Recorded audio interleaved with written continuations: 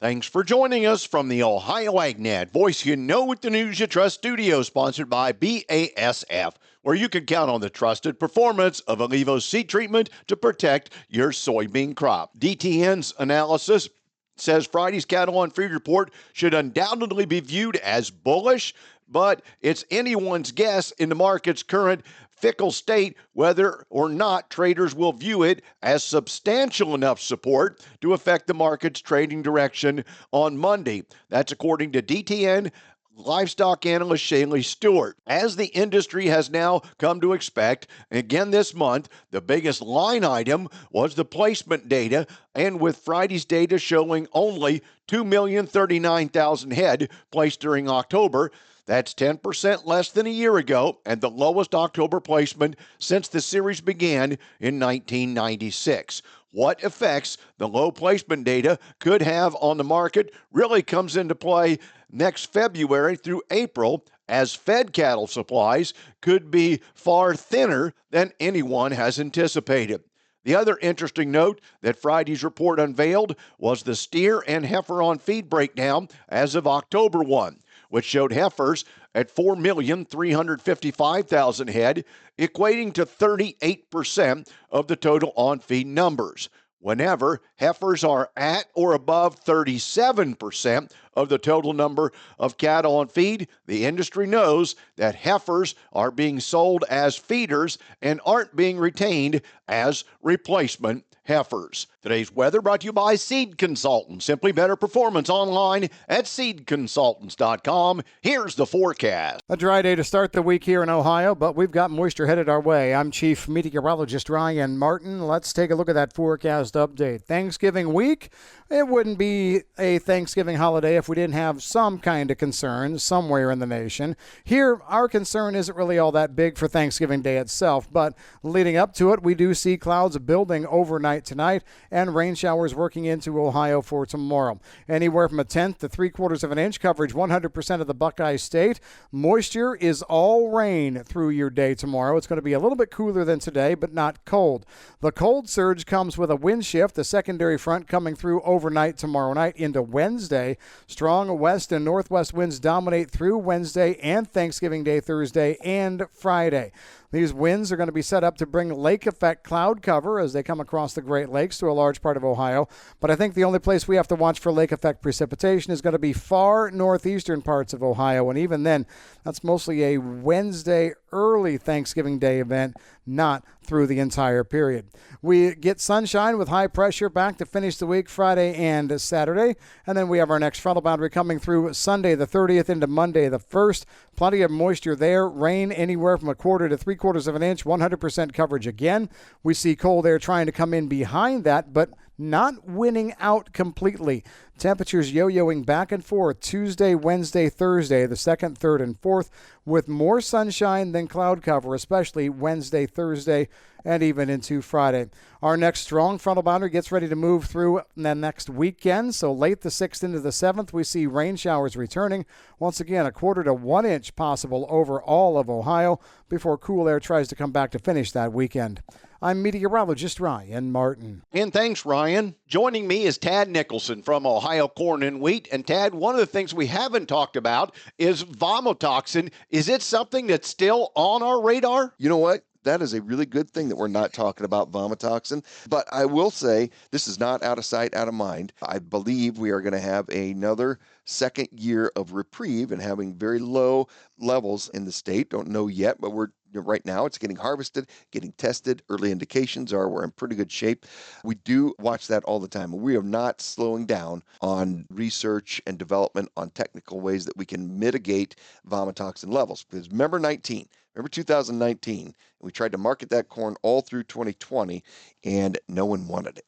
And Dale, we don't want to get ourselves into a situation like that ever again. Ohio Corn Checkoff is certainly not, and we have a lot of friends out there too, working with Indiana, working with Michigan. National Corn Growers Association is focused on it. We're looking at a federal appropriations to help broaden that. But I will also say, we don't want to be working on this past 10 years. It's a 10-year time horizon. My goal would be have this thing back to a point where we don't have to talk about it anymore within 10 years. I think it's possible, Dale, but we got to have all hands on deck. And thank you, Tad Nicholson, Executive Director of Ohio Corn and Wheat. And when he says all hands on deck, he's talking about E15 nationwide, USMCA, and exporting ethanol worldwide. Tyson Foods announced on Friday that it will end operations at its Lexington, Nebraska beef facility and will convert its Amarillo, Texas beef facility to a single full-capacity shift. They say production will increase at other beef facilities.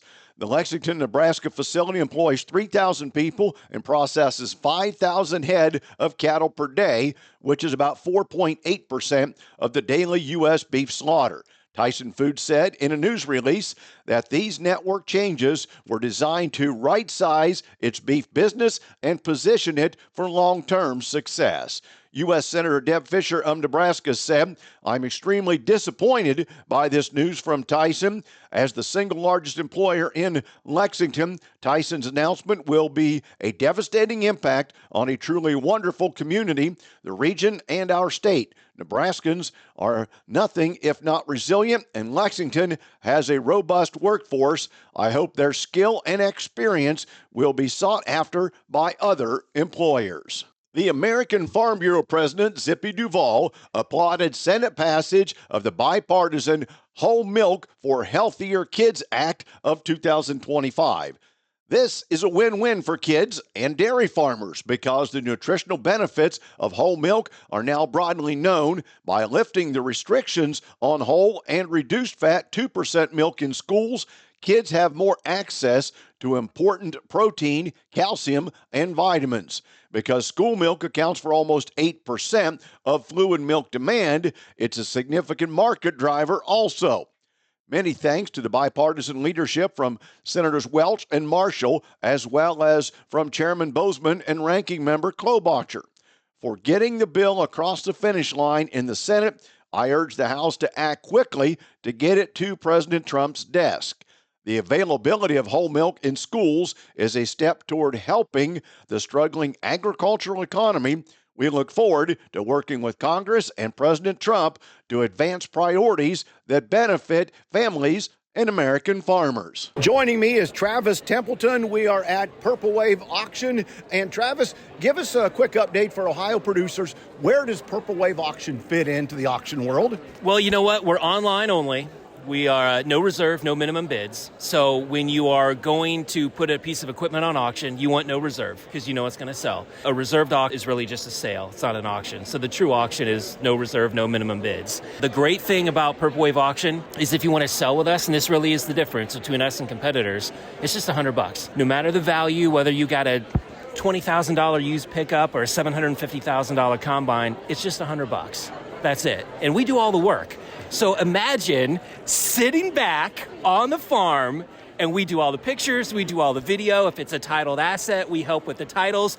You sit back, do nothing. We do all the work and then we post it online for about a month. We get paid from the buyer. We turn around and pay you, give you a check, whatever it is that you need, and then you're off and running. I mean, can you imagine just sitting back, doing nothing, and you get a check? $100, no percentage. That's remarkable. Yeah, on the selling side, it's $100. On the buying side, we have a 10% buyer's premium, which is pretty much industry standard. We kind of started that a long time ago. So, but yeah, on the selling side, that's really the huge difference for us. And we're nationwide. We're coast to coast, 500,000 registered bidders in 126 countries. So the great thing is the people that are looking at your piece of equipment, whatever it is, those are the people you want looking at it because we market to those who maybe lost out on a previous auction or maybe those that are searching for exactly what you have. We're putting your piece of equipment right in front of those people that we know are looking for what it is that you have. Only one thing you haven't told us yet. What's the website? How do we get there? It's pretty easy. I would suggest bookmarking it. It's purplewave.com. Purplewave.com, Purple Wave Auction. purplewave.com. Maybe we could say a little bit different way to buy and sell. And thank you for bringing this service. How long have you been in business? 25 years. been around the block a little bit. Started out as an in-person auction, selling everything, and then about 2005, 2006, we went to all equipment only, all online. Travis, thanks for the update. Hey, appreciate it. Good to see you. And crude oil futures settled down almost 4% at the close of the week on Friday the 21st as concerns about growing global oversupply intensified when U.S. sanctions against Russian companies Rosneft and Lukoil took effect. The bearish sentiment was due to expectations that millions of barrels of Russian oil could be stranded at sea.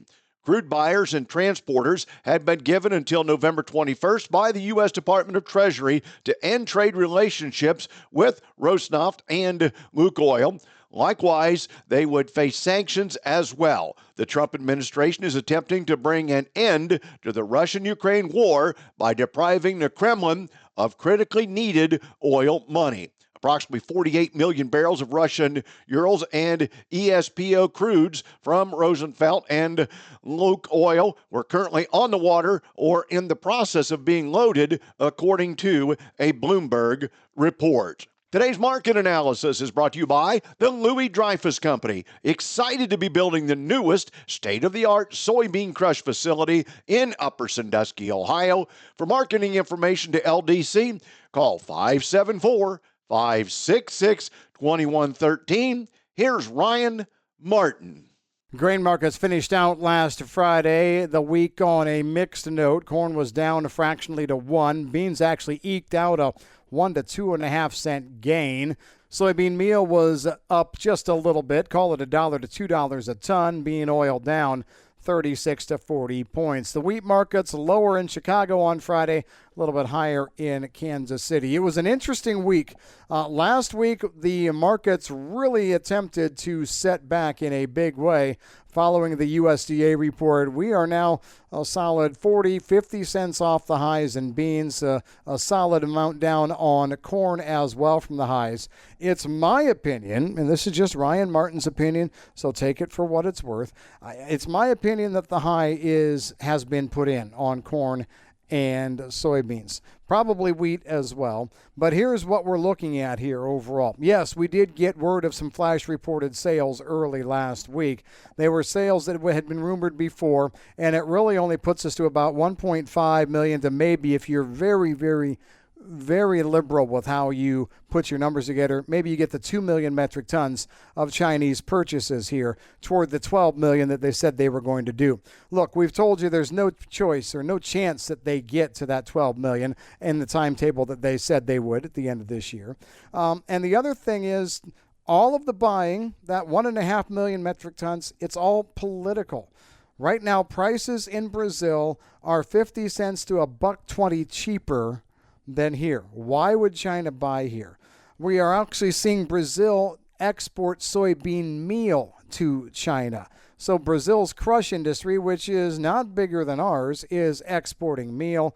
It is a low-cost producer right now. This is the reason why I feel the top is in. High prices cure high prices, just like low prices cure low prices. And in order for the demand part of the equation to come along, I think prices need to pull back a little bit. Not what we want to hear, but I'm not looking for much to happen here in the next few weeks either. This week is a holiday week. Volume's going to drop off a cliff probably tomorrow midday.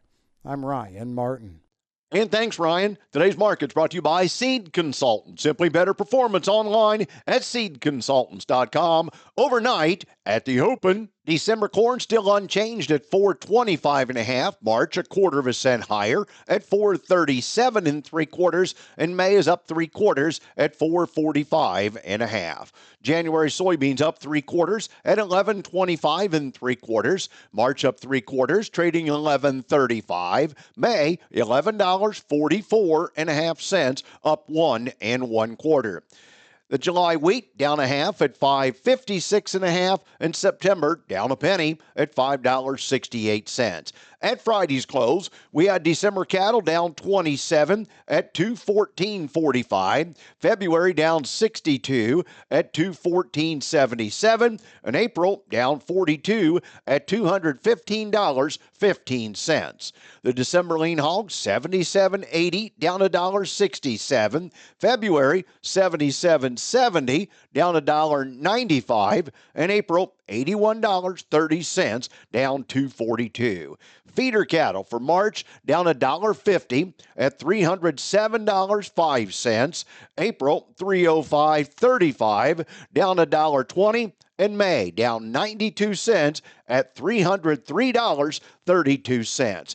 Thanks for joining us. Have a great day, everyone. I'm Dale Minyo. This is the Ohio AgNet.